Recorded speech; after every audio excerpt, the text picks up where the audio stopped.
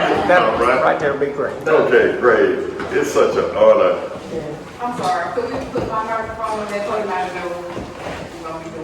Okay. Thank you. All right.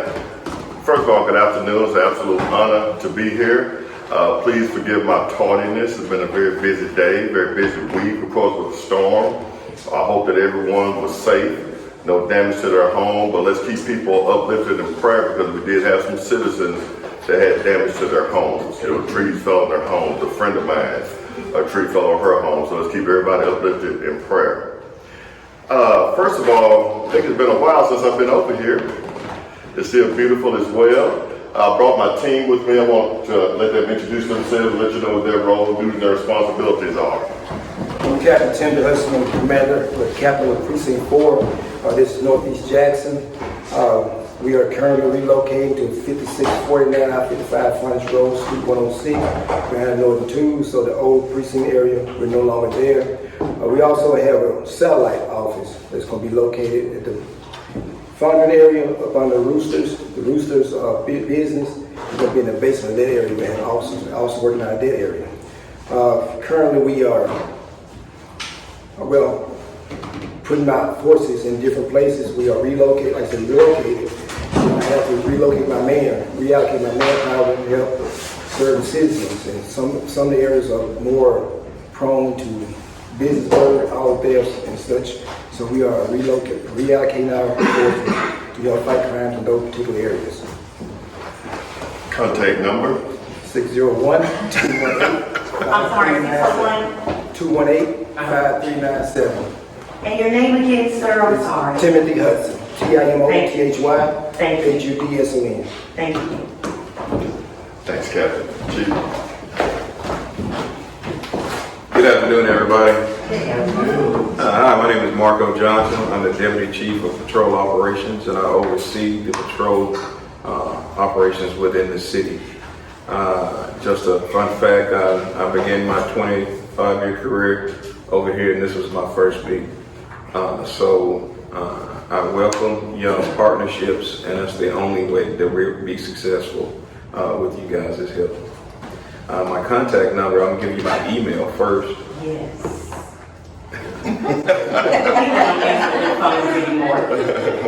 It's Marco J. That's MARCOJ at city.jackson.ms.us. And let me give you my cell phone number. It's 601-383-3319. Any issues you have within your neighborhoods, your churches, your businesses, please feel free to email or call. That's the only way we can fix problems. We have to communicate with each other, either for the good or the bad. So thank y'all, and I look forward to the continued partnership. All right, thank you. Again, since I was here last time, I was kind of new to being a chief. I've been a chief now for over a year, and it feels more like 10 years, but who's counting, right? But we have made a lot of accomplishments. We've made a lot of progress. We have completely changed the culture of the Jackson Police Department. I'm so excited about that. I do want to recognize Councilman Foote for being here. Thank you for being here. Let's give him a round of applause, please. And I'm going to tell you why. This is probably the first time, and I've been with JPD now, this is my 29th year. 29th, I started back in 1995. I'm no longer a rookie, all right? But I asked for 4 things during this budget hearing, this budget cycle. 4 things: pay raises, vehicles, license plate readers, and blue light surveillance cameras. I got all 4. I got all 4. That's not an investment in Chief Wade. That's an investment in you, this community. That's an investment in you. That's an investment in public safety. I talked about the accomplishments, and I'll be short, Chief. All right? Accomplishments. When I took the helm, my starting salary was $45,000. In 1 year, we went from $45,000 to $48,000. Now, with the passing of the new budget, The starting salary for a Jackson police officer will be $50,000. That is progress. Over the past year, we have a net gain of 43 officers. 43. That's progress. We're from 221 to 264. And I do have some on deck for the next academy class and some to be sworn in over the next couple weeks. That's progress. That's investment in you, the community. I've established a morale committee within the police department. That's the rank and file officers telling me what I can do to better serve them. They're holding me accountable. And sometimes those are tough conversations, right? Because they're the boots on the ground doing the work. But I give them a platform to tell me how I can better serve them. I have a community advisory board. Jeff Good is on my board. Several people from your community is on my board giving me advice about what we can do together to make the city of Jackson a safer place. I think most of you know him, right? Okay? We went from 12-hour shifts to 8-hour shifts. 12 to 8. We now have park rangers, again, thanks to the city council. We now have park rangers to help protect our city parks and city gyms. We now have a cold case unit. There are so many families that have experienced the trauma of losing a loved one and that case was never solved. Now we have people that can go back and review and try to solve those old cases, because you'll never get over losing a child. That's not going to happen. You will never get over that. We now have community engagement officers. They work with businesses, community, churches, community groups and organizations, and more importantly, our schools, which really need them, community engagement. We now have an intelligence unit.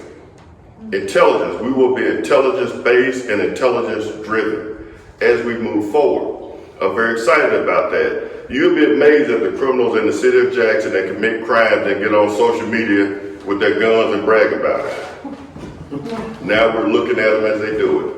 We're intelligence-based. We now have neighborhood enhancement officers, neighborhood enhancement unit. They're focusing on cleaning up your neighborhoods. Illegal dumping. Have you seen the people that were perp walking down in the basement for dumping tires and debris and sinks and mattresses in your community? We're now focused on them as well. Illegal dumping is damaging and destroying our city. We also have several community outreach components, and I'm going to end with this because I know you may have some questions. And I got about 4 pages. I don't know how much time I have. But, okay, community outreach is very important. We have citizens police academies. We have one earlier this year. We have another one coming up in the next month or so at the JPD Academy. If you are interested in our Citizens Police Academy, please contact the Jackson Police Training Academy, 601-960-1378. We will show you the inner workings of the Jackson Police Department. We will teach you how to shoot a gun. We'll take you to the firing range. Safety is important. Yeah, it's one thing to have a gun, the next thing is to know how to use that weapon properly, okay? You will go on a ride along with a Jackson police officer. You'll be in the car, riding shotgun, right? So you will see the amount of work that we do every single day. And also Capitol Police as well, the work that they do every single day. We answer around 6,000 calls for service a week in the city of Jackson. I didn't say a year. I didn't say 6 months. I said a week. That's the work that your police department is doing. We also have a clergy police academy, our faith-based community. They are very important to us. We had one earlier this year. We have another one coming up in the next month or so, where we are working with the men and women of the cloth. Pastors, preachers, and bishops in our community have a large voice. They have a congregation, and I have challenged them to own their block. Come outside of the church. We need your resources. We need your voice. We need your help. We also are dealing with a major issue in our community, and it's called youth violence. It's an albatross that I have not been able to get away from me. It continues to follow me around. It's a dark cloud. And it's called bad parenting. Bad parenting. This summer, to give our kids something to do, we had 4 youth camps at our police academy. Normally, we would only have 2. This year, I challenged my team. We've got to do more. We've got to do more with less. We had 4 youth camps. 110 kids came through that camp. 110 kids came through that camp. Now, people may say, hey, you should have had 1,000. Well, these programs don't get done through osmosis, right? It takes what? Money. Thank you. But what's amazing about that, we had a lot of our churches, our faith-based community that invested in us. And what's more exciting about it, we had a lot of people invest in us that didn't even stay in Jackson. They stayed to the north of us. But they cut checks for our kids here in our community. That's progress, okay? The last thing too, we also had our youth basketball program. We had 40 kids that came through that program. So we kept 150 kids busy for the whole entire summer at 3000 St. Charles Street. We have 4 things that we're going to continue to do. We're going to continue to rebuild the ranks of your police department. Rebuild the ranks. We've got to build morale. We've got to invest in these police officers. We have to be concerned about their emotional, mental, and physical health, because they see the worst that society has to offer every single day. We've got to break the cycle of youth violence. We've got to get a grip on this bad parenting in our community. And I don't want you to say, hey, look, hey, kids take ownership for what they're doing. We're talking about 11, 12, 13-year-old kids. Right. They have been failed. That's institutional failures. We have kids that young commit crimes in your community. We're going to work in lockstep with our community, and we're going to enforce the laws of this city by not violating people's constitutional, civil, human, and equal rights. Thank you, and God bless you.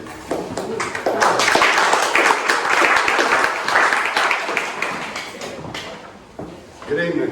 Good evening. I always have to follow him every time. No, thank y'all for allowing me to be here today. As always, it's a blessing to be here in front of you. It's an honor to be here in front of you as Chief of Police of Capitol Police.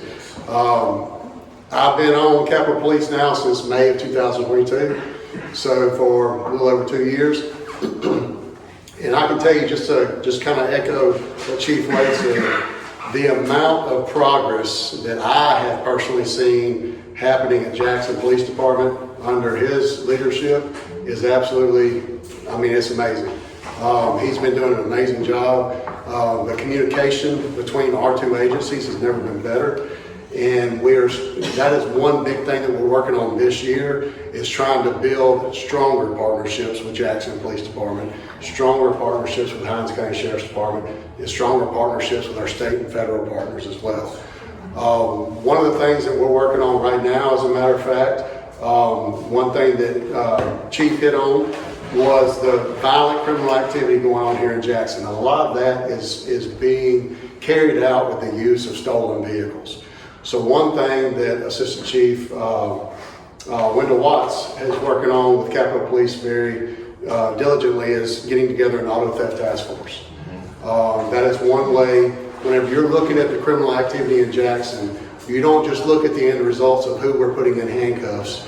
You look at the entire scheme of what's going on, and you attack every single element of that scheme. And like I said, one of the biggest elements that we're seeing that's commonly occurring are these stolen vehicles are being utilized to commit these violent offenses. So it has come to our attention that we need to focus a lot more on auto thefts. Auto thefts are not just property crimes these days. They're actually the transportation vehicle for violent criminal activity. So thankfully, Chief Wade, Chief Watts, they have come up with a plan. They have come up with the idea for a task force. Capitol Police and Department of Public Safety is all on board with that plan. We are working together to try to get that finalized. It is in the final stages.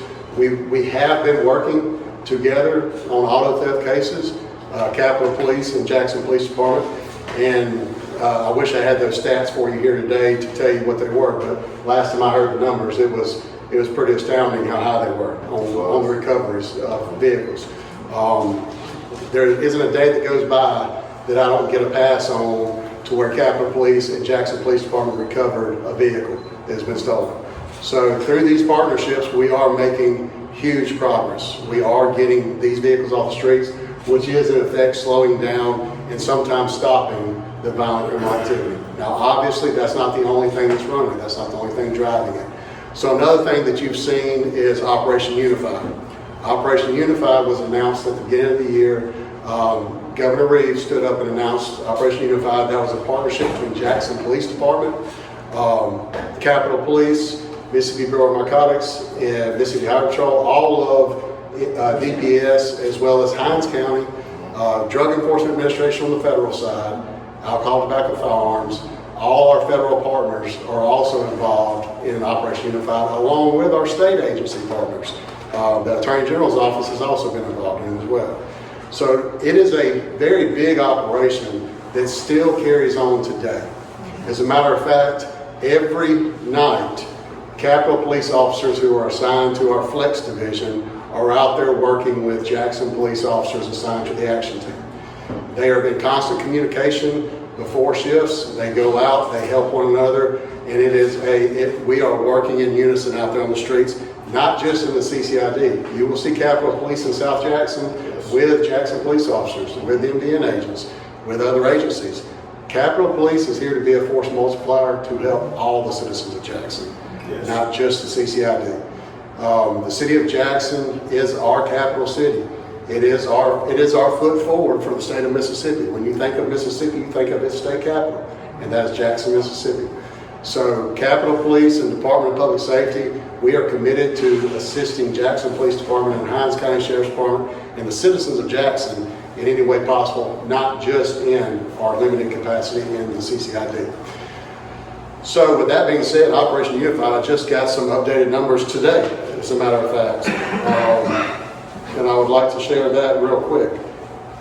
The most recent numbers from Operation Unified, and I won't go through all of them, but total number of firearms seized off the streets. Now, whenever I talk about firearms that are seized off the streets, these are firearms that are either in the possession of convicted felons, or these are stolen firearms, or firearms that are illegally modified. In other words, they may have a switch on them. If it is a rifle, they may have what's called a sear in it, which causes it to be an automatic. Or they could be, like I said, in the possession of a convicted felon or a stolen firearm. Since Operation Unified has started, we have seized 459 firearms off the streets. That is huge, considering these are not legally owned and carried firearms. These are all firearms that should be taken off the street. All right. Now, we have also seized somewhere in the neighborhood of 92,000 grams of illegal substance narcotics off the streets. That is not just any one certain substance. That's not just marijuana. That's not just pills. That's not just cocaine, methamphetamine, things like that. That is a total combination of 92,000 grams. Also, we currently have 2,115 arrests. 2,115 arrests. Now, these, since January, well, actually probably the middle of January, yes. Operation Unified. So now, this is all a concerted effort as a partnership between local law enforcement, state, and federal. So keep in mind, out of those 2,000 defendants, some of those will be prosecuted on a federal level. That is one thing that we are also working on together, is trying to make sure that not only are we building cases to make sure that justice is served for you all on the state side, but we also, if we can, we want to make sure that the federal court system is getting involved when need be, and they are serving federal citizens. That is one thing we're pushing very hard. So more often than not, when we have our meetings about Operation Unified, we have the U.S. Attorney General Todd G. in the room with us. He's in there with us. He's on board with us. He's making sure that his office at the U.S. Attorney's Office is doing everything they can to assist us. Now, like Chief Wade said, not everything that's going to help Jackson is going to be an enforcement effort. Okay? One of the things, it's a nationwide problem, the violent crime rate going up. It is a nationwide problem with the youth crime rate, violent crime rate going up. That is not something that anybody has found one common solution for. I can assure you, if there was a solution for it and we knew it, we would be attacking it that way. But what we have noticed, what is very obvious to us, is it starts in the home. It starts at home. I can't tell you how many times that we've dealt with situations where we've located juveniles involved in violent criminal activity, whether it be a carjacking or an armed robbery or something of that nature, and we go to their house and their family, their mother, their father, their stepfather, well, you know, last time I saw them, they were outside. They were outside smoking. Now, we're talking about 13-year-olds, and they're not talking about smoking cigarettes. Exactly. All right? That's the kind of mindset that these children are being raised under is parents and guardians who think it's okay for them to be sitting outside in a car they've never seen them in before, that they drive up to. Now, they know their kids don't own these vehicles, but they don't ask why they're driving them. And they're sitting out in the car smoking, underage. That's the kind of mindset that we're doing. When we talk about it's a parenting issue, that's what we're referring to as those types of scenarios. Another issue that we're seeing commonly is that a lot of parents are absent. Okay, a lot of parents are absent. Chief Wade and I just recently were invited to be celebrity hosts or waiters. We were horrible waiters. Yeah, terrible. But, you know, we were invited to attend nonetheless at an event called Grandparents Matter. Because a lot of our juvenile community members are being raised by their grandparents. Yes. Parents who, for whatever reason, are not in the picture. That is a very hard thing on these children. And that is a very hard thing on our senior citizens who are raising these children. You know, you think about these brave men and women who have taken on the task of raising kids again at such a late age in life. They're not exactly willing to get out in the streets and look for them. Sometimes they don't get the respect from them that they need. It is a task that is just monumental, and unfortunately, it's happening all over the city of Jackson and nationwide. So those are two of the main issues that we're seeing that are commonalities with the youth violence going on. Another thing we're seeing a lot with violent criminal activity, and Chief Wade has spoke about this at length at several occasions, is just the lack of the ability to handle interpersonal conflicts. You know, we just recently had a case where, and have in the past had cases where people are killing each other over things as simple as the last cigarette in a cigarette pack. Yes. Or the last sip out of the whiskey bottle. You know, that's the kind of things that people are getting killed over. And these are people who live together, who are friends, who are family, who are married, who are boyfriend, girlfriend, significant other. That's a big part of the problem with the violent criminal activity and the high crime rates in Jackson is what's happening inside people's residences. What people are allowing to happen in their own homes or on their own doorsteps or in these apartment complexes.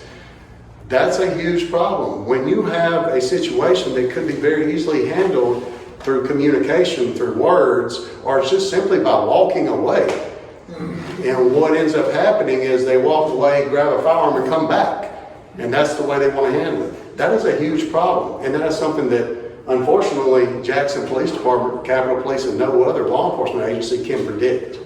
You know, that is a ticking time bomb in everybody's house. You know, we can't predict what's going to happen in your house or in your house or in your house. There's no way for us to predict that.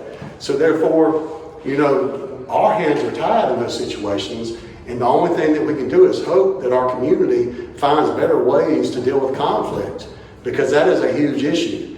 Now, we are always trying to speak at events together, and we're talking about these issues, and we're hoping that at the very least, we can educate the people we're talking to, the people that are hearing us, on the problems that are going on so that y'all can help us.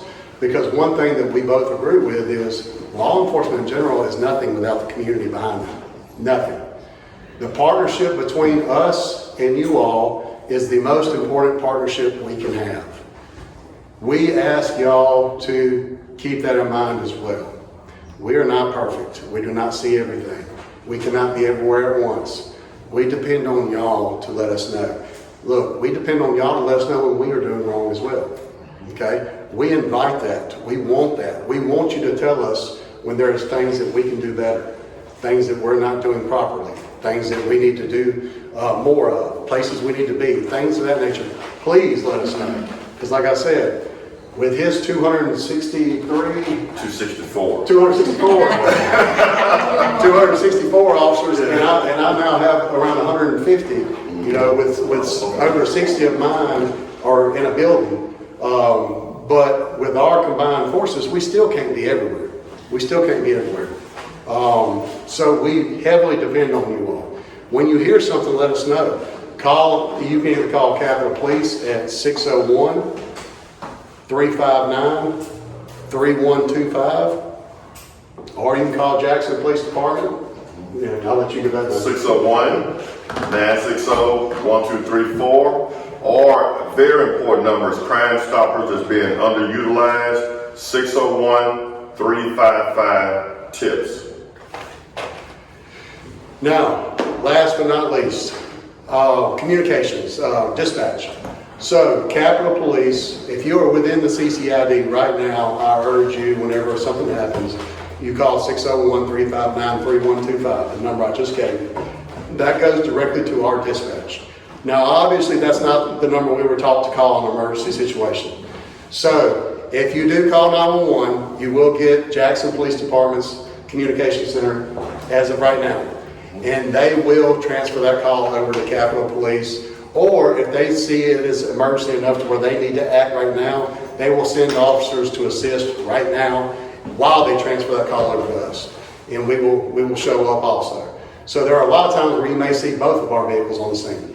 Now, it goes the same way for us. If you call us and it just so happens you're right outside the CCID, we're still going to come. We're still going to come, and once we get there, you know, we will talk about transferring the call or maybe handling it ourselves. But as of right now, when you call 911, the calls will go to Jackson Police Department's Communication Center. Hopefully, after the first of the year, we will have our 911 center up and going. We have a dispatch center that is manned 24/7. So we can field all the calls you want to send us. In fact, we, in the first 6 months of this year, we received somewhere around, I believe it was 7,000 calls for service.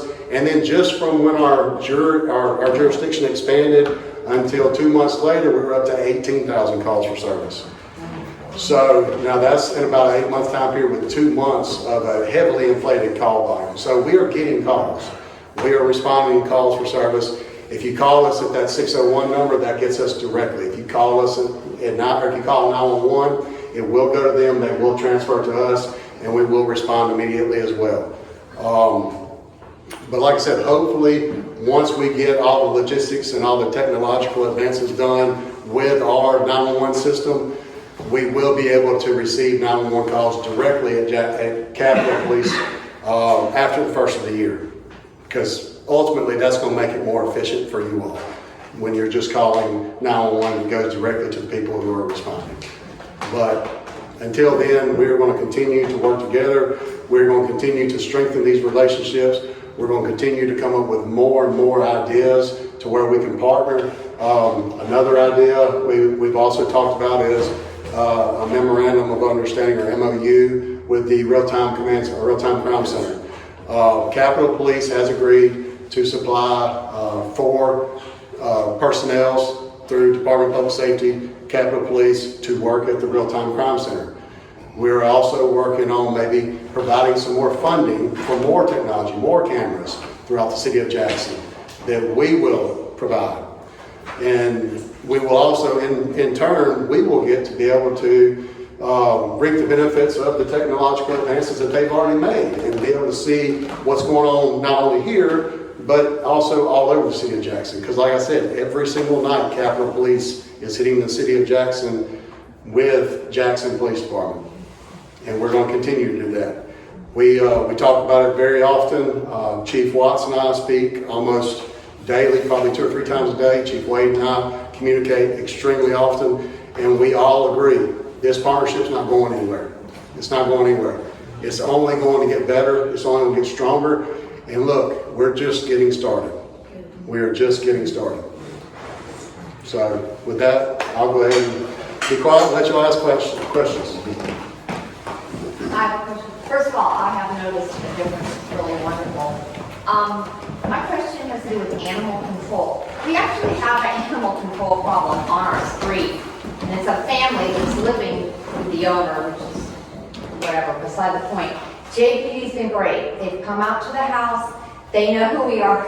Keep calling. But anyway, they even gave me the new number, but like nobody answers. So I feel like the guy was trying to tell me, the JPD officer was trying to say, well, we really don't have it fully manned yet or something. Yeah. I just want to mention that as something of concern. Well, it is a concern, and we have a lot of people, unfortunately, that are not responsible pet owners Right. in the city of Jackson. You know, in my home, the Pomeranian runs the house. Our dog, he sleeps in the bed, right? But most people, a lot of people in our city don't see it that way. They're very irresponsible as it relates to pets. So we're taking a different approach. Our facility is not equipped to house animals right now. Right. It would be inhumane to house an animal there. So we have a great relationship with Mississippi Animal Rescue League. When we do pick up animals, we take them there. We're probably going to be looking at something different over the next coming months. I've already spoken to the mayor about it and some of our council members, and I don't mind saying it. I am in support of us privatizing our animal control because we have shown that right now we have the ability and the capacity to do it, and we cannot continue to kick the can down the road. I think if we privatize it, it will be doing a huge service to our community, but also the animals. Right. You know, I hate to see an animal walking down the street emaciated and stuff like that. It hurts my heart because I know how important my dog is to our family. So that's something that we're looking at. I think that would be a holistic approach to deal with this going forward. In the meantime, though, would they actually go to the person's house and say, we've received this complaint? That was Yes. part of my issue. Well, we have animal control officers who are civilian employees. They're not sworn Jackson police officers, Right. but they fall up under the umbrella of the Jackson Police Department. We have about 4 or 5 animal control officers, and they go out and they do the best that they can with the resources that they have. But we've got to make an investment in them, Right. give them the tools that they need. But more importantly, let's find a place to house these animals. Right. You know, I think a holistic approach would be a system to get these dogs and cats adopted out at some particular point in time. We have a huge population of pit bulls across the city of Jackson that have not been bred properly, so they can be aggressive. And if your baby or grandchild's out there playing and here comes this dog roaming, you know, it's a bad situation. I recommend you call this number, the 601-960-1234 number. Okay, that's the number that I have called. Okay. And then I was given another number, not the 1774, but another number. Okay. But when I called that new number, which I can actually give you, Okay. I don't want I'm gonna give you a- nobody is even, it's busy.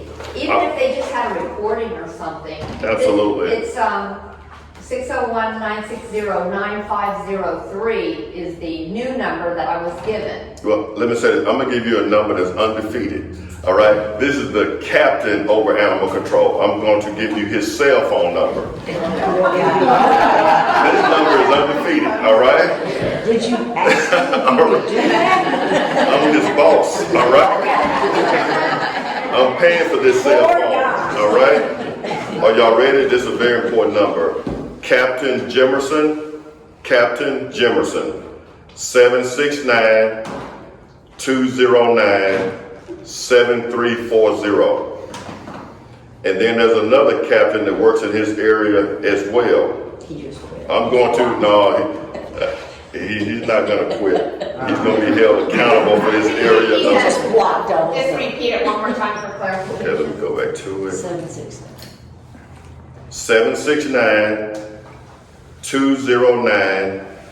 769-209-7340. And I'm going to give you one additional number.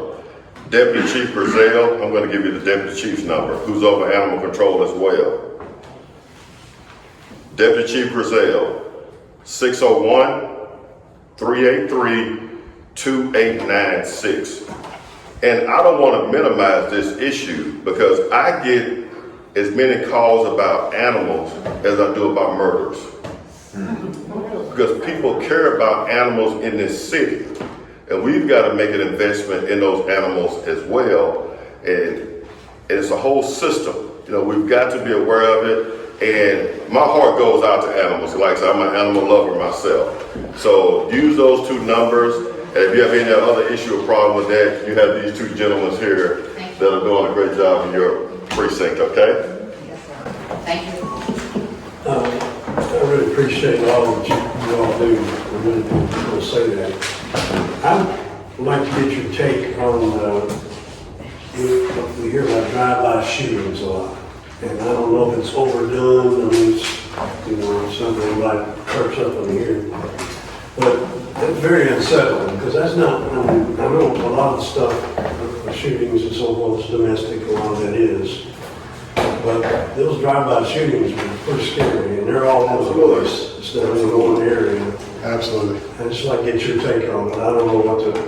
So, well, and that goes back to what I was talking about earlier. You know, a lot of the drive-by shootings that happen are being conducted out of vehicles that are either stolen or, well, in the past, we've seen rental cars be utilized for criminal activity. Now we're starting to see stolen vehicles be more and more utilized for criminal activity. What we have actually seen firsthand on several incidences is when a vehicle is stolen, reported stolen, or carjacking happens, we will literally get a call involving that vehicle within the amount of time it takes to go from point A to point B. I mean, we have literally been on a call in Belhaven and then received information of the vehicle that was carjacked on fire at Northside Drive and State Street. Literally had enough time to get from Belhaven to there, and you get there and there's over 100 spent rounds laying on the ground and the vehicle's on fire. Yes. So that is exactly what we're talking about whenever we say we're trying to attack these issues by attacking the auto theft issue. The auto theft issue is what's driving a lot of this. A lot of the vehicles that we're seeing, you know, we've got the camera systems up, we've got technology in place, but when it's a stolen vehicle, the criminals know that it's hard to identify the driver of that vehicle when the driver of that vehicle is not supposed to be driving it. So we've got to make the reasonable efforts, and we've got to work diligently to identify, recover, and identify the perpetrators that are still in these vehicles or occupying these vehicles at the time that they are stolen or the time they're recovered. We have been very successful at that. Another thing about Operation Unified and what our teams are doing every night, pulling these firearms off the streets. You know, obviously, firearm control is one of those things where, or firearm ownership is another place where people are reckless, all right? One thing I can tell y'all, we are getting a lot of auto burglaries. In other words, a lot of cars are being broken into. What we are starting to see is that the typical auto burglary no longer looks like they're looking for money. Now granted, if there's money in the car, they're probably gonna take it. But there has been instances where wallets were left in vehicles. Money was left in vehicles. Valuable possessions were left in vehicles. But guess what was missing? The firearm. So that is another part of being a responsible gun owner. Make sure that your vehicles are locked. Make sure, because a lot of times when we're dealing with 7 or 8 auto burglaries that happen in a certain area, it's people that are going lifting handles and finding unlocked vehicles or finding unlocked doors.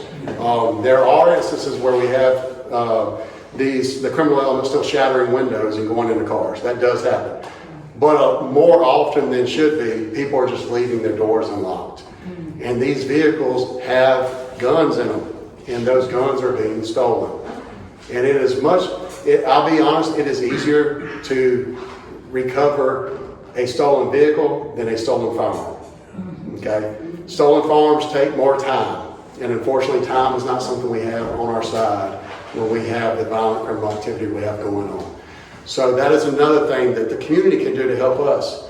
Lock your doors. Lock your doors. Make sure, take your key fob with you.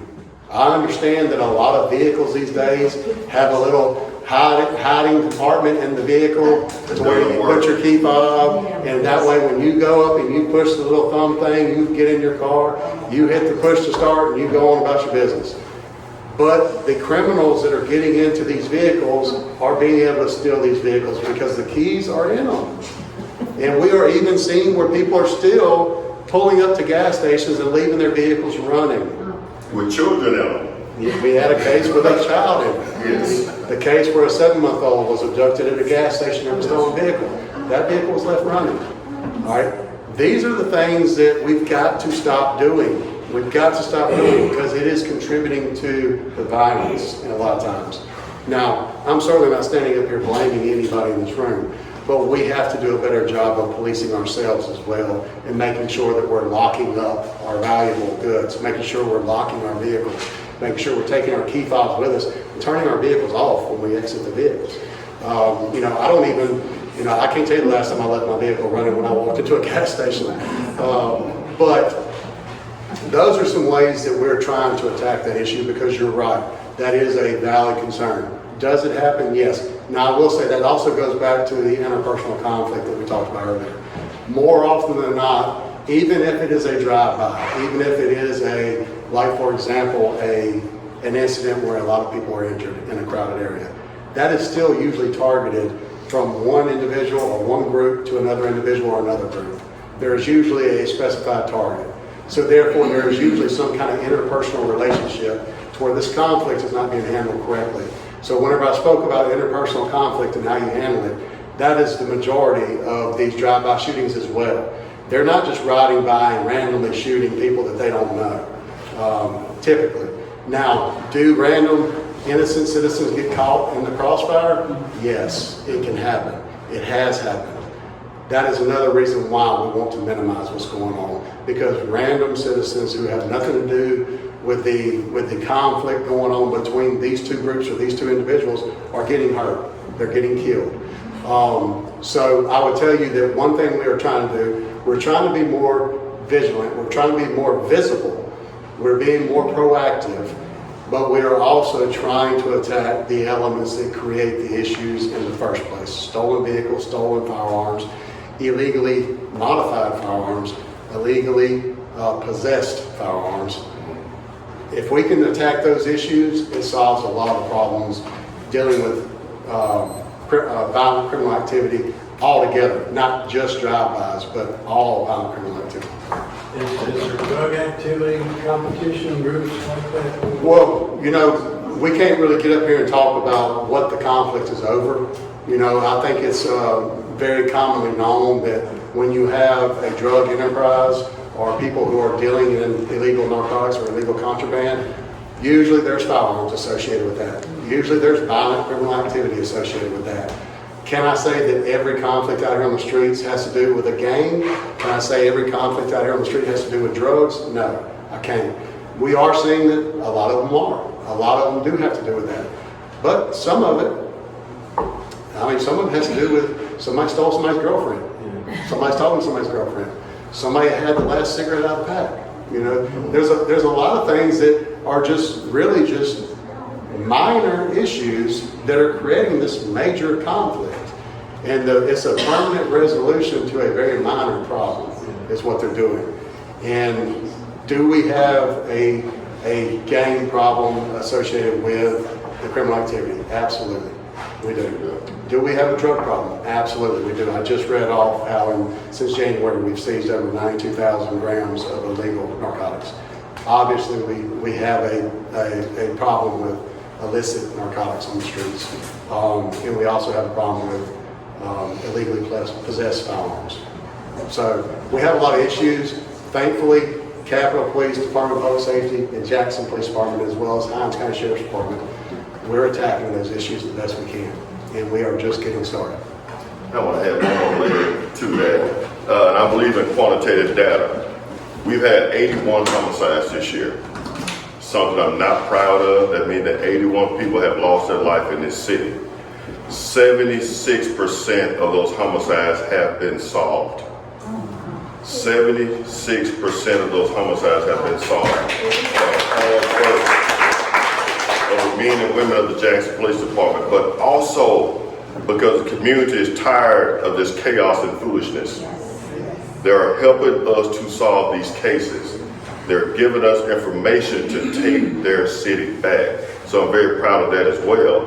But to Chief Luckey's point, over 60% of the homicides committed in this city were by family, friends, and loved ones and acquaintances. Family, friends, loved ones, and acquaintances. Over 60%. The past 2 weeks, the homicide up here on Beasley, a brother killed his sister. Last week, a son killed his mother. This morning, a friend killed his friend. Interpersonal relationships, not knowing how to deal with conflict. We have a group of individuals that go from 0 to an assault rifle. There's no in-between, there's no mediation, there's no conflict resolution. I have to take your life because you smoked the last cigarette.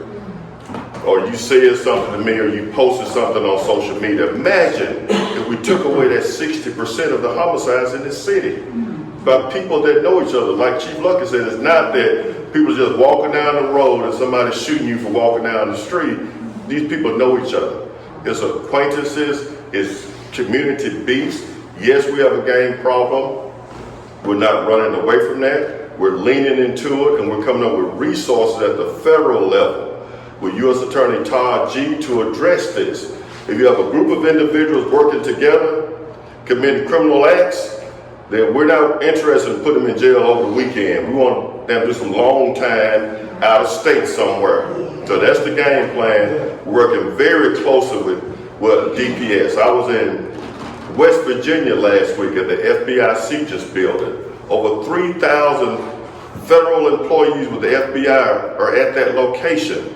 All the resources we need, they have it, and we're going to take advantage of that. DPS was also there with me. FBI CJIS, the federal government is willing to work with Jackson, Mississippi about our gang issue, our drug issue, and people that continue to pillage our community. Ma'am? Well, I appreciate everybody and everything that they do. As a citizen of Jackson all my life, and I've worked in the legal profession for the last 20 years, I have a unique perspective. You know, prosecutors, judges, yes, Leos, law enforcement officers, and the whole gamut, and a citizen. I'm a grandparent that has raised, you know, the non-parented for whatever reason. My husband was murdered in the city of Jackson. I have a wealth of solutions, but I have nobody to communicate anything to. And I've tried to email the community engagement officer who didn't answer the phone. Who's your email? Or email back. I don't have that information in front of me. Okay. And if I were to hear her name, I know it was a little lady I met at another meeting. So I'm just a little bit frustrated. Like Operation Unify is phenomenal. But if you ask who is the contact person, you can't reach them. And so somebody like me who has real solutions. I mean, my cousin and his friends have formed a group of young black males, and they are in South Jackson mentoring young men. And when I have programs and things that they can go to, I send them. But I don't have like city support or county support or state support. I just have all these experiences and all these solutions and nobody to share with me. What's your name, ma'am? My name is Janice Reed. Janice Reed. You see that handsome young man to the left of you? Yeah, Officer Tony Brown. He is my assistant. Oh, okay. When I walk out of my office, I'm looking at him. He handles my public information. He coordinates those meetings. So I expect to meet with you next week. But I'm very interested in takeaways, next steps, and actionable measures. I have a lot of meetings, guys. A lot of meetings. I mean, sometimes I may have 7 meetings in one day. But I want some takeaways, actionable measures. So I appreciate you want to be a part of the solution, Because we all have a ton of critics and skeptics that allow this person in the room, but they have no next steps for me. So I'm excited about that. He will coordinate that meeting. And we have a lot of moving parts. I know I talked about our 264 sworn personnel. I also have 142 civilian personnel that work for the Jackson Police Department. They're doing an amazing job. Amazing job. That's over 400 employees. That's a lot of moving parts. And we have a very important job. So I look forward to meeting with you and any of you. Let me give you my good contact information, okay? Okay. This is to my other assistant. He's my right hand, she's my left hand. All right? But it's 601-960-2740. That's directly to the chief's office. And the chief's email is jpdchief@city.jackson.ms.us. Let's meet, let's talk. I have a lot of speaking engagements. I was just telling Chief Luckey, I think I have 4 engagements Saturday, and I have 2 churches I have to visit Sunday. So I'm normally busy 7 days a week, but I like to meet with the community members. That's what my community advisory board is for. Maybe you could join it. Community advisory board, we meet and we talk about next steps. These are community leaders, community stakeholders that are bringing resources and ideas and resolutions to the table. All right? Thank you. Sir? One person. I do want to thank you two for the marvelous job that both you two are doing. Thank you. In this city. And you can tell things have changed. And I believe things will continue to change. Like her, and this is the person, you probably have already answered this question, but gun repossession, with the vast number of murders in the past in this city, have mandatory gun registration in the city of Jackson, even if it's just a list of the city, being that we're in the state that we're in or are in, has that ever been considered?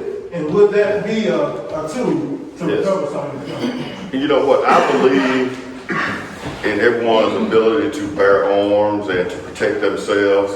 And we have a lot of obstacles for something like that. And the reason I say that is because whenever we come up with something, even when I started talking about before this legislative session about open carry, I talked about that, and I support the law. But the issue is that it's not impacting rural Mississippi, Pisgah, places like that. I just rather off names, Star, different smaller places. But our inner city communities, with the availability and accessibility of guns in our community, it is absolutely decimating our communities. I know you hear these gunshots in the middle of the night, right? They have Glock switches on these guns, which are making them fully automatic. They have drums, extended clips, which means that you'll go to a scene and see 100, 200 rounds on the ground, right? So gun registration, I support it, but also there's another driving force. We start talking about gun control in this country, and it's called the NRA. They have a very loud voice. They got a lot of loud money to go along with that loud voice, and they'll do everything they can to fight, anything that would impose on somebody's constitutional right. You need protection to protect yourself, protect your family, but the issue is we have people that do not know how to deal with conflict. They go from 0 to an assault rifle. Then you have 81 homicides in a city the size of Jackson. But we're making progress. We're making progress through collaboration, collective efforts on the federal. We're saying the same thing, right? Federal, state, county level.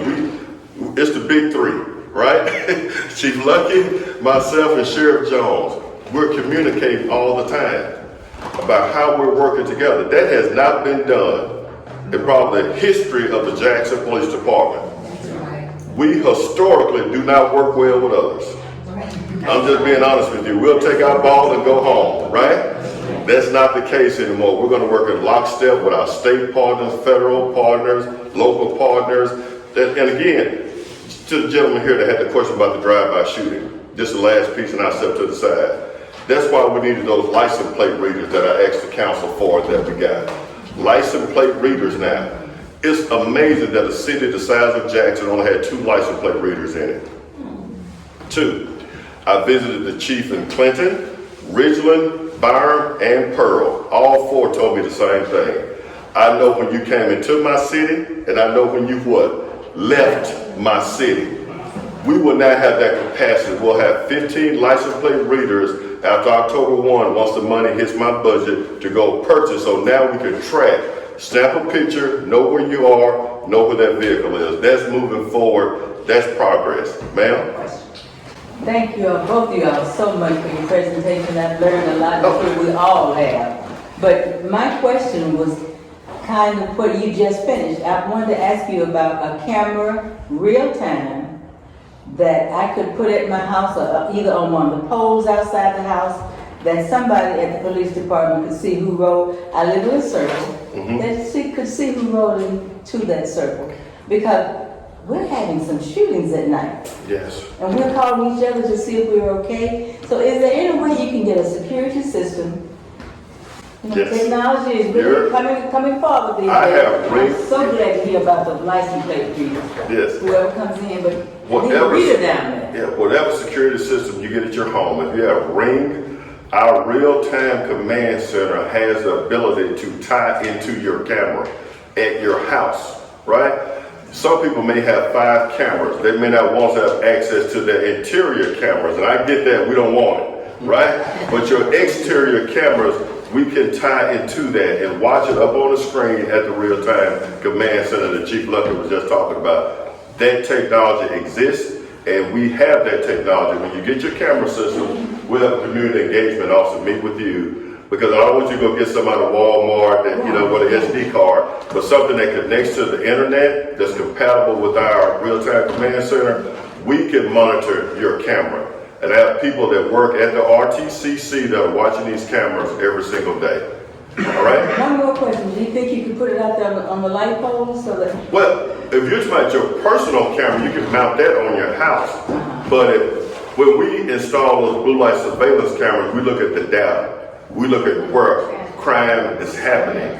So if you're interested in putting a camera on your house, say a Ring camera, we can tie it to your camera. We can tie it to your camera. I think the Ring camera is about $99 or something like that. We can tie it to it, and we can watch your street. And we're recording. In case we miss something, we can roll it back and look at it. And we saw several homicides with those blue light surveillance cameras. All right, we'll get your information, Chief Captain Huswell. The young lady behind you. Thank you so much. I'm back on the firearms. You had said, you know, talking about monitoring the firearms. Do they monitor the ammunition? Because you were talking about how they shoot off all these 100 rounds and all of this. To me, it sounds like if there's a way to monitor some of this ammunition, that I'll be quick, and I know we're going to say the same thing. We have, it's called NIBIN. We have detectives assigned just to dealing with NIBIN. They're working in lockstep with the ATF, and they're working in lockstep with the U.S. Attorney's Office. It's connecting the dots. We may have someone that fires off rounds over here on State Street and say, Old Kent, I don't know if it necessarily intersect, but just as an example. And if we have those shell casings, those projectiles, we recover it, then we'll have another shooting on Cooper Road in South Jackson. We will know that, hey, this is the same gun. We can be dealing with the same suspect. So we are connecting the dots. It's called NIBIN, and we're working very, very close with the ATF about connecting the dots, because we know these are the same violators until we can get them in custody. That's why it's so important to have that high solvability rate. Because if we don't hold them accountable, it's that family today, it could be yours tomorrow. With your conflict solutions, can you not coordinate with church groups to have workshops and get these people in? I mean, some people don't want to be told, you got to go to a workshop. Yes, we have actually offered conflict resolution training at the Jackson Police Academy every Monday at 6 o'clock. The only people that show up are the ones that have been ordered by what? The judge. It's like being addicted to drug or alcohol. You don't want to, recognize you have a problem, but some people do, right? So that's a very important point. We have the next clergy police academy that we have. I have mandated my team, and they were just so happy that I mandated them to do this. I want a clergy town hall meeting to bring all the faith-based community together. And we're going to talk about next steps. And I agree with you. It may be more palatable to go to a church for your counseling than coming to the police academy being ordered by a judge. Because the only reason they're coming is because the judge told them they had to come to this training. But I have really leaned into my faith-based community. I mean, I'm honestly, I may have a second career because I speak at so many churches on Sunday mornings, but they are so important to our success, the faith-based community. So we're working in lockstep with them, and I expect to have a clergy town hall, and we're going to push that out in the media, and you'll be invited to come and see it as well.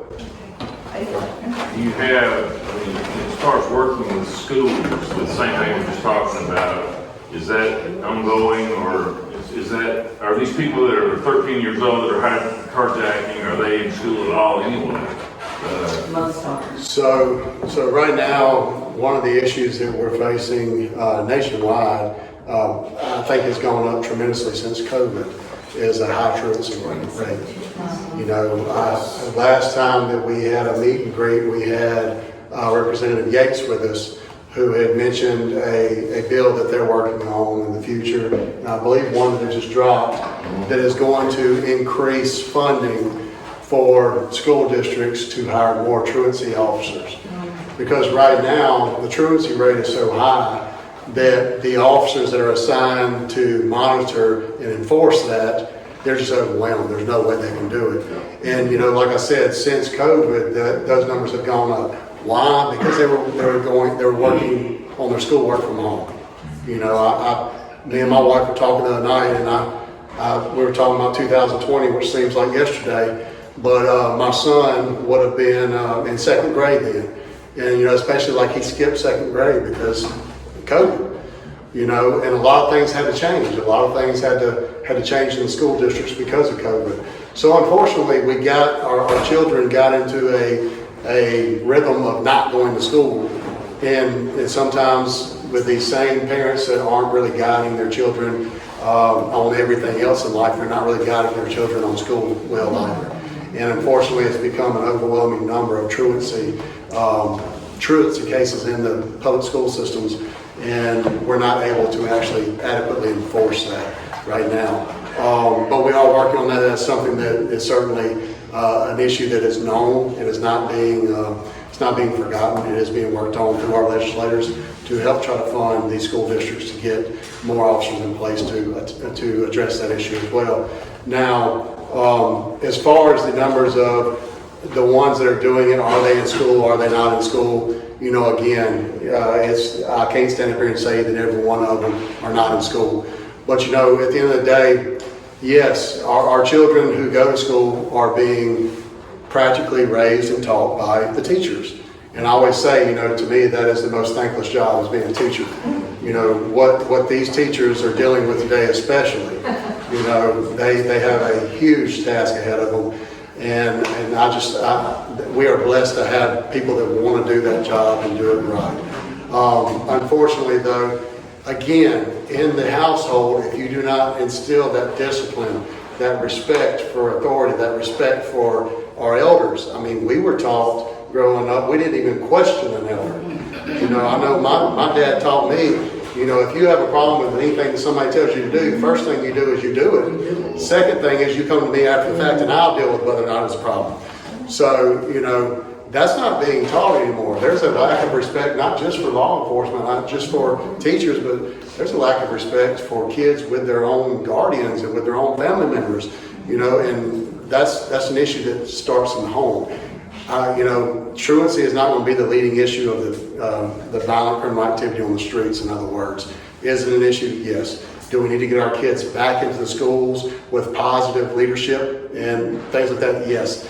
Capitol Police, we have very limited numbers of schools within the CCID, but we do partner with the schools within the CCID. You know, we are present in the schools. We are working on some programs through DPS and through Capitol Police to make sure that students know how to interact with law enforcement officers and what's expected of them. And, you know, they learn who we are. You know, we've even talked about, we did have a Citizens Academy that we put on for the first time in the history of Capitol Police this year as well. We're talking about putting on a Citizens Academy for the juvenile population as well. Because not only do we need to let y'all understand what we do and who we are, the youth needs to understand that we're here for them. You know, so often, even, I've been in law enforcement now 20 years, not quite 29, but for 20 years now. 30 now. Yeah. You know, over my career, you know, unfortunately, I've always had to deal with the juvenile population who are not being properly guided at home and are getting involved in criminal activity. And you know, as a law enforcement officer, you find yourself dealing with the same juveniles often, because unfortunately the juvenile system is kind of a catch and release when it comes to juveniles until they get to a certain level. So you end up dealing with these young people very often. And it gets to the point where they feel like they're being harassed by the police. They feel like they're being harassed by you. And it is honestly so rewarding that here I am, you know, 20 years into my career, and I see somebody who was a thorn in my side as a police officer. I was constantly having to deal with him at, you know, 11, 12, 15 years old. And now he's working somewhere at a reputable company with a good job and a family. And, you know, he comes up to me and he laughs and he shakes my hand and he remembers me. And, you know, and I always tell him, like, look, this is what we want. We want to see you succeed. We want to see you do better in life. Law enforcement is not here to hold anybody down. We're here to hold you accountable. But we want to see you succeed. We want to see you do better. And it's always rewarding for me to be able to see people that I dealt with 15, 20 years ago who are now adults and living good, productive lives as good, productive citizens in our communities. And, you know, it's always funny when they laugh and they remember my name, even from 20 years ago, and even though I don't look the same. But, you know, we are trying to get more in the schools. We are trying to, you know, I can tell you our state is trying to do more funding for the school districts to attack that issue of truancy as well. Yeah. One small piece to that, because it's so important. There are thousands of kids who are not in school, who should be in school. COVID tremendously changed our society. You know, you have a lot of kids that are now, I guess, socially displaced, maybe the word that I'm looking for, the words I'm looking for. But there are kids that should be in school that are not being in school. That you have private schools, you have public schools, you have now these charter schools. So it's a little harder to track them as far as Mississippi Department of Education and Jackson Public School. I think they're doing an amazing job. And we work in lockstep with JPS. We have to. The incident at Provine High School this week, I responded myself. My officers responded. We understand Jackson Public School has their own law enforcement entity, but when those kids leave their school, now they're my responsibility. So we're gonna respond. Chief McGinnis with JPS, we speak and talk all the time, and JPS has representatives on my community advisory board. So we're working very closely together. I have a question. Chief, speaking of truancy, I know both of you chiefs are on at the state capitol a lot. Have there been any rumblings about our representatives passing laws that restricting penalty for parents for not taking care of their children going to school? And that's a very good question. That's a question that actually I am asked a lot. Especially when you have 11, 12, 13, 14-year-olds that take someone's life. And we have children now that are in a youth detention center that are down there for murder, carjacking, robbery, and capital murder. I would not be against parents being held accountable for the actions of their children, because the precedent has been set in this country with these school shootings. And I think you really get their attention. But we have to understand this. It is our responsibility as parents, adults, and leaders to educate our kids properly. But the issue is that these kids are getting a miseducation from the streets. Gangs, drugs, quick money. We have to hold people accountable, And I say this all the time, Johnson, that these kids are being failed. They're being failed by the community and by their parents. I'm like Chief Luckey. I come from very humble beginnings in the country. I had chores and responsibilities, and my mom and dad did not spare the rod, okay? And I was a good kid, but I got my share of whippings, all right? And I had responsibility. I had to feed the hogs in the evening. I had responsibilities. A lot of these kids don't have responsibilities. They're being failed. There's no accountability. We had and I use the story all the time. I know they're tired of hearing about it, but it means so much to me. An 11-year-old arrested at 2 o'clock in the morning for carjacking. Why is he out at 2 o'clock in the morning? Where did he learn how to drive, and where are the parents? Those were my questions, all right? There has to be some oversight. I think at the state level, it will give us some more autonomy. It will give us some more leverage as we deal with these bad parents that we're dealing with in our community. But it means a lot. You have to set this strong foundation, and it takes a village to raise these kids, and they're being failed, it's institutional failure on several levels. All right, y'all have a question yet? This is just a quick thank you, and I thank Captain Nixon at the Ops meeting before, but I want to do it in front of you. Great. He personally came himself and knocked at a rental property across the street from me where there were instances of public urination twice, and I called JPD. Officers came out quickly. I was ready to do press charges, whatever. So I emailed Captain Hudson with the video that I had on my security camera of the actual instances out in the street like dogs. They get drunk and do that. Well, he came that very same day, knocked on their door and spoke with one of the tenants. Yes. And to my knowledge, it has not occurred again. And I think they've moved their little parties to the backyard. They relocated, huh? Yeah, but we're not doing it out in the street anymore, and I thank Captain Hudson. And let me say, and I appreciate that. Most times we hear what the police didn't do, right? Yeah. So it really means a lot, and I commend him for the work that he's doing and the great officers he has working here in North Jackson. But let me be clear now, Precinct 4 has relocated. Do y'all know where Northern 2 lives on 55? Yes. They're right there in that corner, right behind them. We relocated from Colonial Mark. They're the very northeast corner of the precinct and of the city. We have got to make a footprint on this 55 corridor. That is our business district. It is so important to the success of this city. So now you will have a stronger law enforcement presence, not only from Capitol, but from JPD on the business corridor. We know the hotel load, we know the vagrants, panhandlers, prostitutes, all these other issues. Now we're right here to deal with that. And also we'll be manning a fundraising location, a satellite location as well. So I'm very excited about what the numbers are going to look like since we're now on the 55 corridor. It seems like the homeless people are being moved into a hotel. Are they? Is there a program for the homeless to be moved into a hotel that the city knows? The only hotel I have is 327 East Pascagoula Street. But there may be some programs for them. But the issue is, and I know Chief Luckey is experiencing this as well, a lot of these individuals are not from Jackson, Mississippi. I believe it. They're being brought here by someone or a group of individuals, and now they are here in Jackson. Now we had an incident with the Walgreens, down on Meadowbrook. A guy was breaking in almost every night. He was from Detroit, Michigan.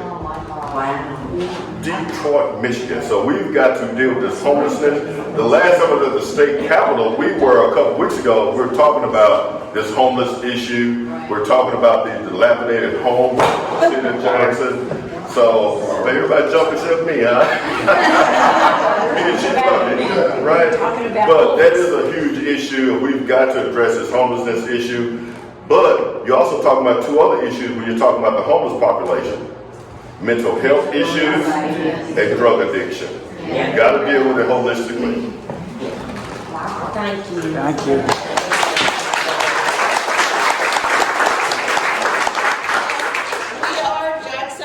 Jackson, and we're trying to make the city better along with everyone else. And we really appreciate you coming. And we always tape our meetings. You can watch them on the Facebook Live on Jacksonians for Jackson on the Facebook. And if we have a YouTube channel as well. And we also would love to get your contributions so that we can do more. Let me step back.